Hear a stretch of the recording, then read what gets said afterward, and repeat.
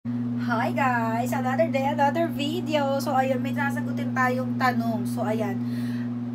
Tanong niya is, tanong ko lang po, pwede po ba Xerox ID na wala kasi ID ko? Gusto ko na talaga magbigo dahil sa'yo na-inspire ako sa sana makapasok ako sa agency nyo. Oh, na-inspire ka, good luck. Dahil dyan, sasagutin ko yung tanong mo. And ayan, nanonood siguro to ng YouTube channel ko about dito sa Bigo Live app. And ayun, sad to say, yung tanong niya kasi na ganyan is kung pwede daw ba yung mga Xerox ID.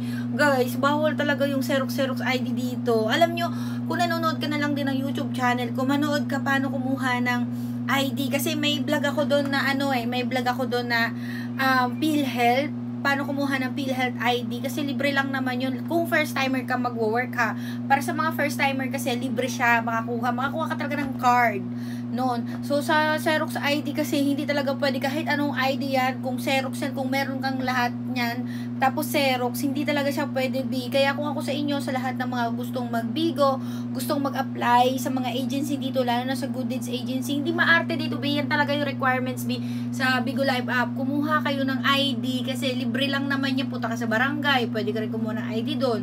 Hindi ko alam kung may bayad dun ha. Basta, ayun, nililinaw ko lang, hindi pwede yung mga Xerox. Kaya ayun guys, sa mga mag-a-apply, i-make sure nyo na kompleto kayo. Kasi kapag meron naman kayong lahat, mabilis kayo makapasok sa Good Deeds Agency. And gusto ko yung mga gantong tanong guys, mag-comment kayo sa mga video ko. Gagawan ko yan ng video ng sagot sa mga ganito para alam natin ng isa't isa dito para alam mo yun, share tayo ng mga knowledge about this. And ako nga pala ay isang agency manager dito sa Bigo Live app. Kung wala pa kayong agency, tuturuan ko kayo katulad ng kay kuya, kahit kung kay kuya ba to o ate ba to na random lang siya dito sa aking mga video na comment is tutulungan ko kayo.